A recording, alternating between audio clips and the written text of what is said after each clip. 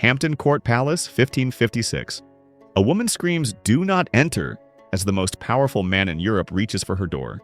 Philip II of Spain freezes. Princess Elizabeth's voice carries pure terror. Inside that room, something that could destroy her. By the end, you'll know what Philip almost discovered that night and why it led to 30 years of war ending with the Spanish Armada. Guards don't forget certain sounds. The two men stationed outside Princess Elizabeth Tudor's chambers at Hampton Court Palace had heard plenty during their years of service. Arguments between courtiers, drunken nobles stumbling through corridors, even the occasional romantic encounter that protocol demanded they ignore. But what they heard on that winter night in 1556 was different. It was a woman's voice, raw and desperate, cutting through the silence like a blade. "Do not enter!"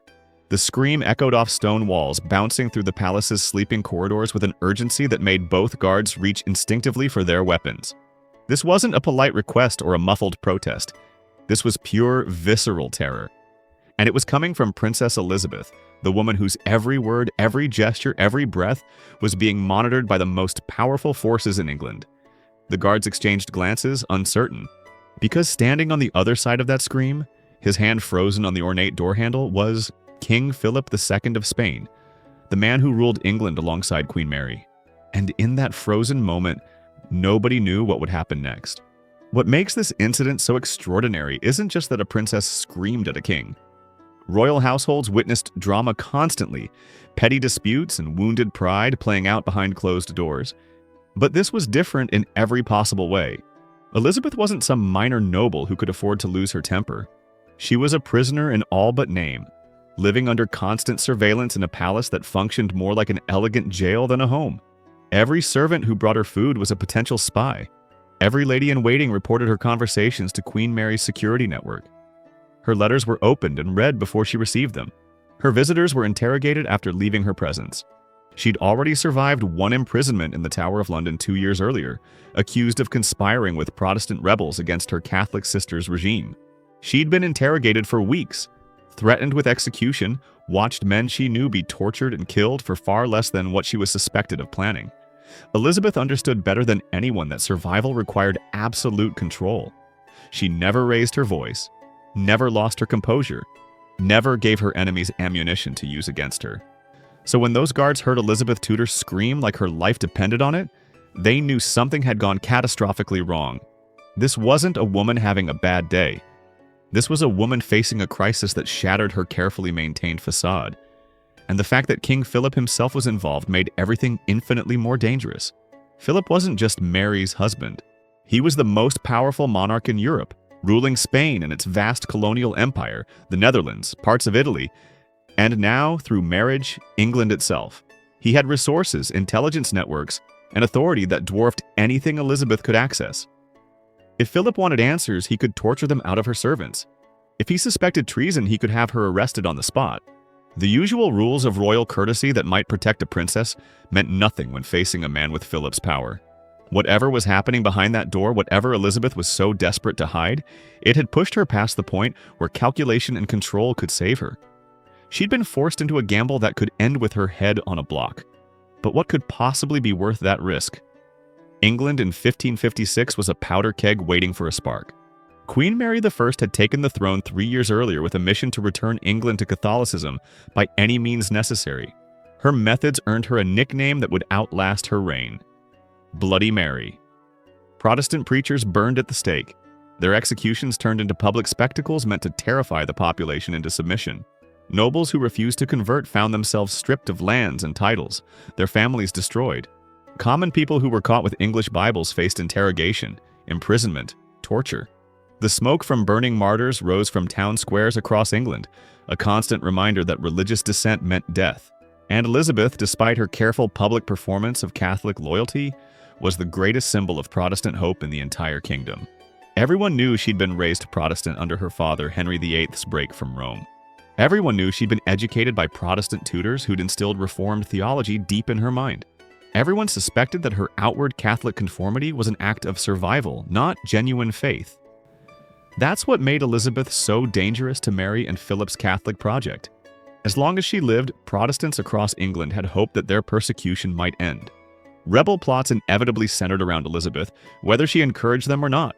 Foreign Protestant powers saw her as a potential ally if they could just keep her alive until Mary died. And Mary was sick, constantly ill with mysterious ailments that everyone recognized might end her reign suddenly. No heirs, no children, despite desperate prayers and increasingly embarrassing false pregnancies, which meant England was one royal death away from a Protestant queen. Philip understood this political reality better than anyone. He'd come to England specifically to secure Catholic dominance, to use English resources for Spain's broader war against Protestant heresy spreading across Europe. He'd married a woman 12 years older than himself, a woman whose appearance and health repulsed him, because the political stakes were too high to let personal preference interfere. And now he watched Elizabeth carefully, looking for any excuse to eliminate her before she could inherit a throne that would undo everything he'd sacrificed to achieve. Living under this kind of scrutiny would break most people. Imagine knowing that every conversation might be reported, twisted, used as evidence of treason. That every letter could be intercepted and analyzed for hidden meanings. That servants you trusted might be feeding information to your enemies for gold or promises of advancement.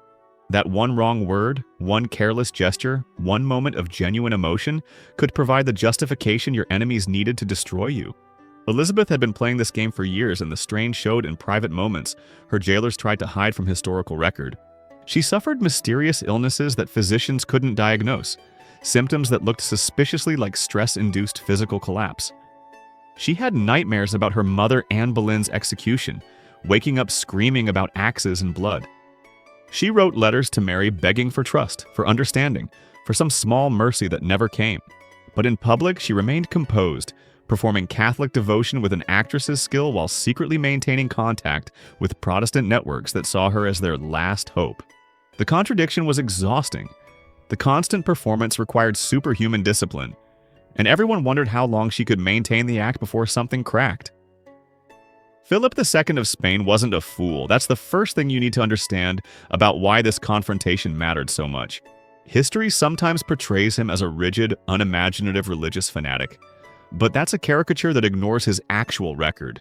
Philip was one of the most successful monarchs of his era, a man who managed an empire spanning multiple continents through careful administration, strategic thinking, and ruthless patience. He spoke multiple languages fluently. He read intelligence reports from around the world every morning. He understood court politics and diplomatic intrigue better than almost anyone alive. When he looked at Elizabeth, he saw through her Catholic performance immediately. He knew she was lying about her faith. He knew she was maintaining secret communications with Protestant sympathizers. He knew she represented the greatest threat to everything he'd come to England to accomplish. But knowing and proving are different things. Elizabeth was careful, almost impossibly careful. She left no written evidence of conspiracy. She used intermediaries and codes for sensitive communications. She maintained plausible deniability about rebel plots that clearly hoped to make her queen. For months, Philip had been watching, waiting for Elizabeth to make a mistake that would give him the evidence he needed. He'd placed informants in her household, servants who reported her activities in exhaustive detail. He'd intercepted her correspondence, searching for coded messages or suspicious contacts. He'd interrogated people who visited her, looking for connections to known Protestant agitators. But Elizabeth's security was frustratingly effective. She seemed to know which servants could be trusted and which were spies. She wrote letters that said nothing incriminating, even when decoded. She met with visitors in ways that left no record of what was actually discussed. It was like fighting smoke, always sensing conspiracy but never quite grasping solid evidence. Then, in late November 1556, Philip finally got a break. One of his most reliable informants, a laundress who worked in Elizabeth's household, reported something unusual. Elizabeth's primary lady-in-waiting had been seen accepting a package from a Dutch merchant in the palace kitchens. The merchant was known to Philip's intelligence network as someone who smuggled Protestant materials, illegal religious texts that circulated underground among Reform sympathizers. The informant couldn't confirm what was in the package, but the circumstances were suspicious enough to warrant investigation.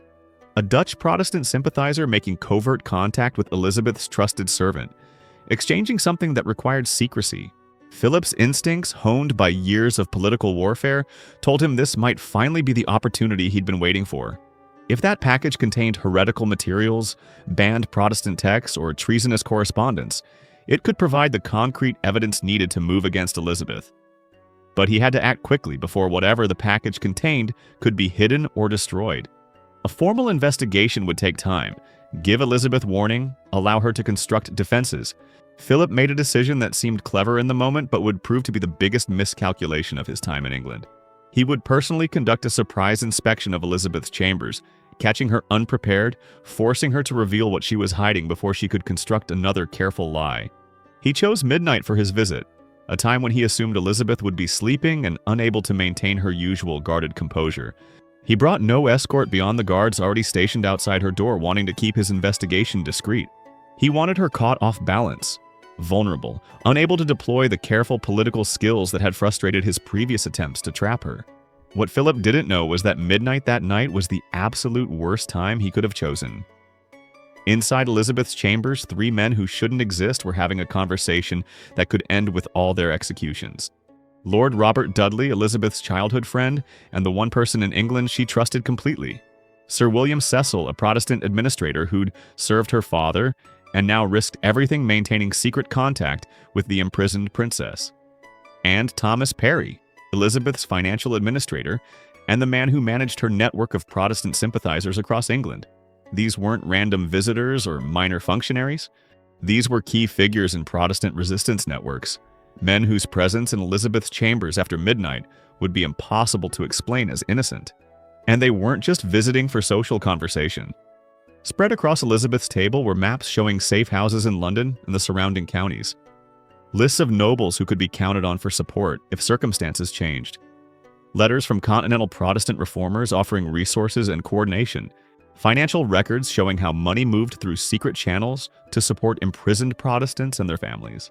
This was conspiracy made tangible, evidence that would condemn everyone in the room without need for further interrogation. If Philip saw any of this, executions would follow within days. How had they gotten this far? The meeting had been planned for weeks using communication methods that Philip's informants hadn't penetrated. Messages hidden in food deliveries, verbal codes among trusted servants, timing coordinated to exploit moments when surveillance wasn't quite total. Dudley and Cecil had entered the palace separately, dressed as common servants in clothing that disguised their status. Parry had been visiting openly on financial business, using his legitimate access to Elizabeth to remain behind after official hours ended. The risk was enormous, but the information they needed to share couldn't wait. Mary's health was deteriorating faster than anyone publicly acknowledged. Protestant networks needed coordination about what would happen when she died, how to ensure Elizabeth could take the throne before Catholic factions could organize opposition or foreign intervention.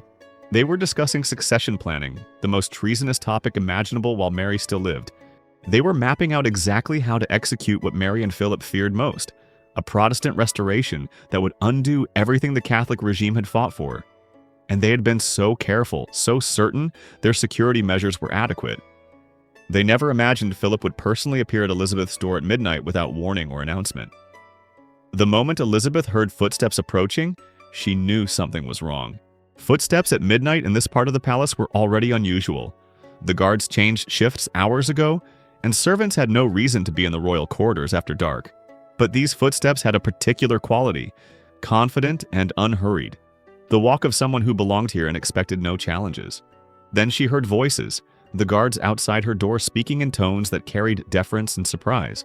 Someone important had arrived unexpectedly. Elizabeth's mind raced through possibilities, each worse than the last. Mary coming to confront her about some new accusation? Unlikely Mary avoided her sister when possible and never made visits without extensive preparation. One of Philip's investigators armed with new evidence? Possible, but they'd normally send summons rather than appearing themselves. Then she heard a voice that made her blood freeze. Philip himself speaking Spanish to one of his attendants, saying something about verification and evidence. Philip. At her door. At midnight. While 3 Protestant conspirators sat in her private chambers with treasonous documents spread across her table. Time seemed to slow down in that moment of realization. Elizabeth's eyes met Dudley's, then Cecil's, then Parry's. They all understood instantly what was happening and how catastrophic the situation had become. There was no time to hide 3 grown men. The wardrobe was too obvious and too small. The servant's entrance behind the tapestry was 15 feet away, impossible to reach without noise. The windows were too high to escape through without drawing attention. The documents couldn't be destroyed fast enough. Burning them would create smoke and the smell would be noticeable. Every option Elizabeth's mind presented led to the same conclusion. They were trapped. In seconds, Philip would open that door. He would see her meeting with known Protestant sympathizers in the middle of the night. He would see the maps and letters and financial records. He would have every piece of evidence he'd been searching for handed to him through his own clever surprise inspection. Elizabeth would be in the Tower by dawn. Her co-conspirators would be tortured for information about the broader Protestant network. Executions would follow, public and brutal, designed to terrify anyone else who might resist Catholic restoration. Everything Elizabeth had survived, all the years of careful performance and calculated risk, would end in the next 30 seconds. But Elizabeth didn't become one of history's greatest monarchs by panicking when situations looked impossible. Her mind, operating at the accelerated pace that extreme crisis produces, sorted through options with ruthless pragmatism. She couldn't hide what was in the room. She couldn't explain 3 men being present at midnight in any way that wouldn't sound like conspiracy. She couldn't physically prevent Philip from entering if he was determined. But she could change the context, could transform his surprise inspection into something else entirely, could use his own assumptions and the court's rigid protocols about women's privacy as weapons. In the second before Philip's hand touched her door handle, Elizabeth made a decision that required perfect psychological understanding of her opponent. She would attack, not defend, would turn his surprise inspection into a violation of her dignity, would force him to retreat by making entry itself an unacceptable scandal. It was a desperate gamble that required split-second timing and absolute commitment. If her performance failed to convince, if Philip suspected she was deflecting, he would enter anyway and find exactly what he was looking for. But if she could make him hesitate, make him second-guess, make him choose caution over aggression, she might buy enough time to survive. The moment she heard the door handle begin to turn, Elizabeth threw herself forward, her body impacting the heavy oak door with force that would leave bruises. Her voice, trained since childhood to project authority in court settings, released a scream that combined genuine terror with calculated theatricality. "Do not enter!" The sound carried through the palace corridors with shocking volume, designed to attract attention, to create witnesses, to make this a public incident rather than a quiet investigation. She didn't stop with one scream.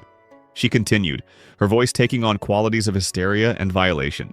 She shouted about privacy, about indecency, about being in the middle of changing intimate garments.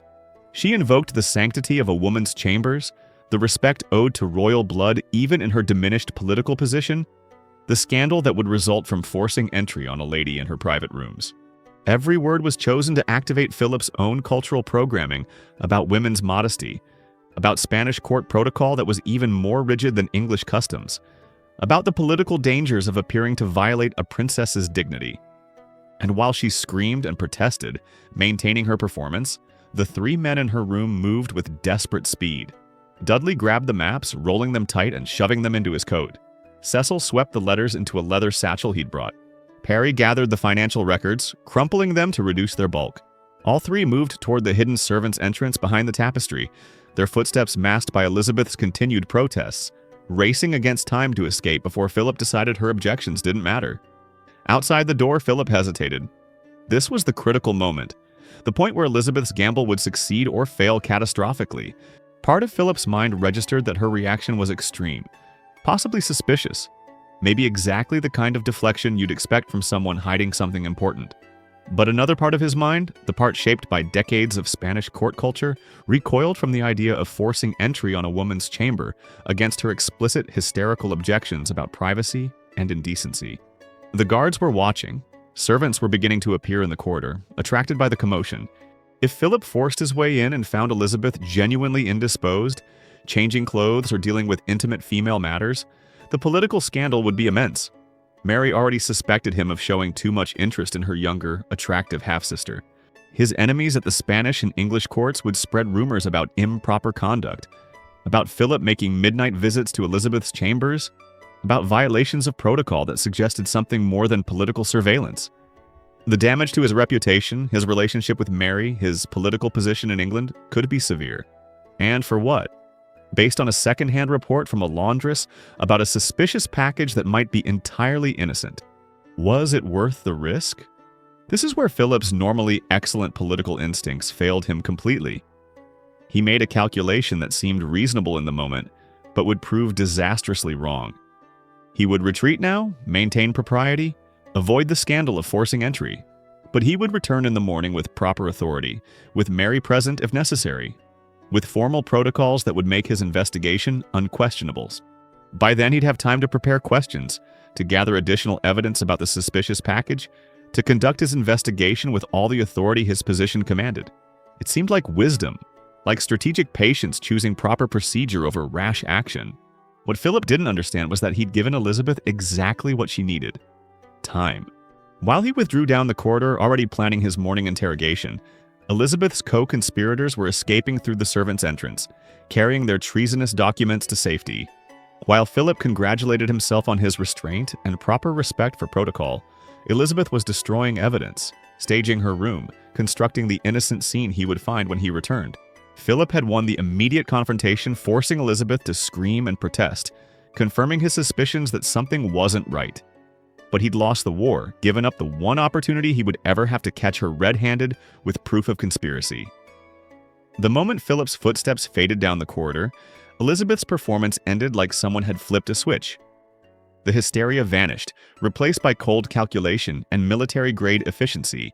She had maybe 6 hours before Philip returned with reinforcements, 6 hours to transform this scene from obvious conspiracy to complete innocence. She worked with the focused intensity of someone who knows her life depends on perfection. First, the evidence had to be addressed. The maps and letters were already gone with her co-conspirators, but papers leave traces. Indentations on the table surface where someone had written, wax seals that had been broken, ash from sealing wax in the fireplace. She covered the table with embroidery materials, hiding any marks in the wood. She burned a stack of innocent correspondence in the fireplace.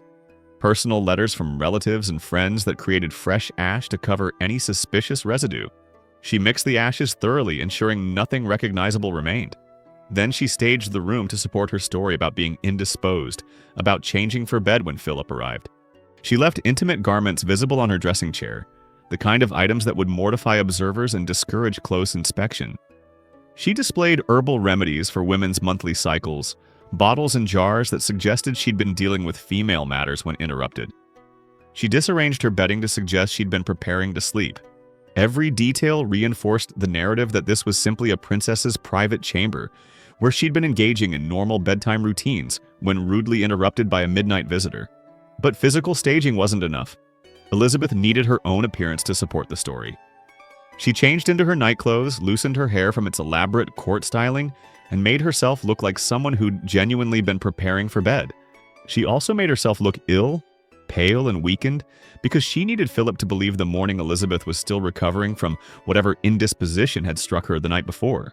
She used makeup techniques she'd learned from years of court theater, whitening her skin with powder made from lead and chalk, creating shadows under her eyes that suggested exhaustion or illness. By the time she finished, she looked like a woman who'd suffered through a difficult night of female troubles, not like someone who'd just orchestrated an elaborate deception. And she rehearsed her responses, planning exactly what she would say when Philip returned with his questions.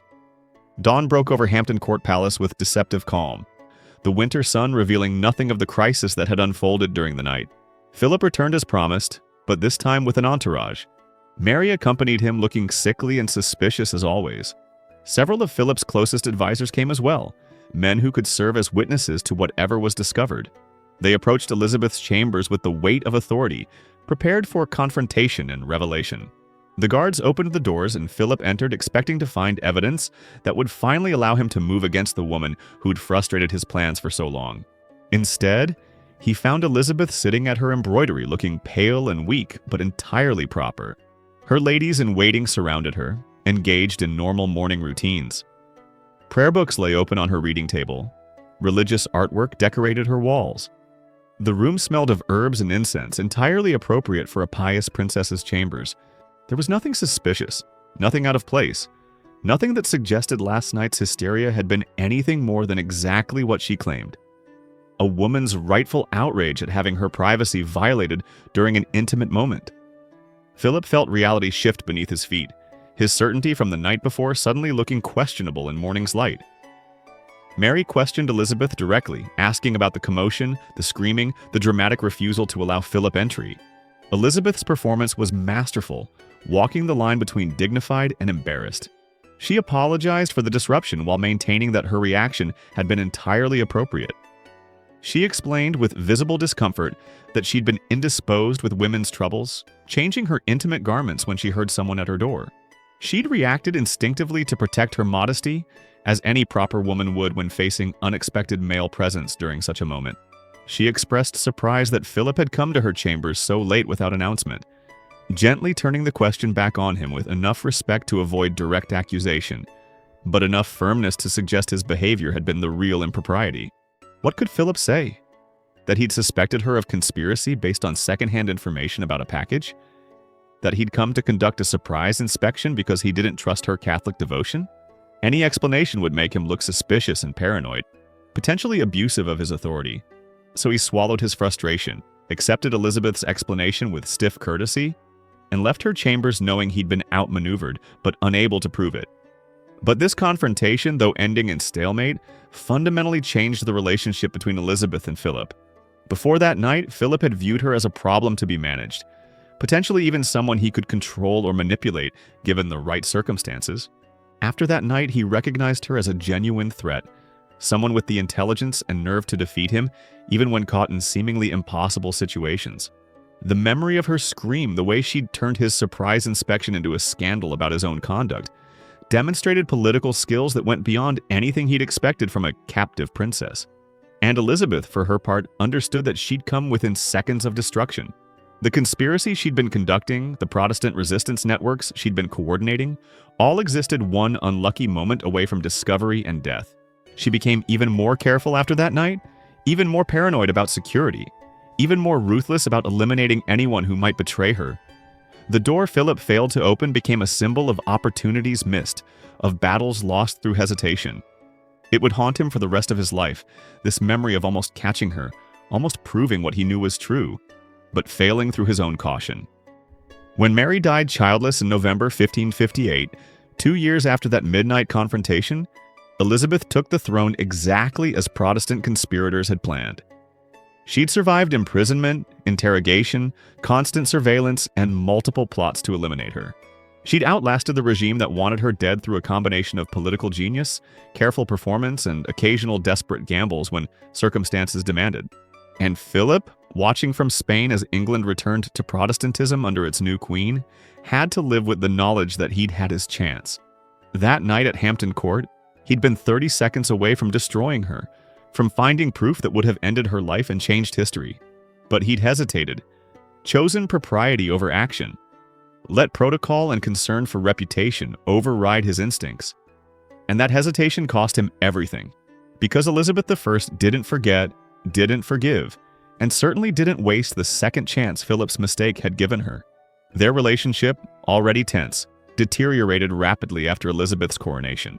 Philip proposed marriage, thinking he could control England by becoming Elizabeth's husband, the way he'd attempted with Mary. Elizabeth rejected him, politely but firmly, knowing she could never trust a man who'd tried to destroy her. For the next 30 years, England and Spain moved toward inevitable conflict. Religious differences, commercial competition, support for opposite sides in European wars all contributed.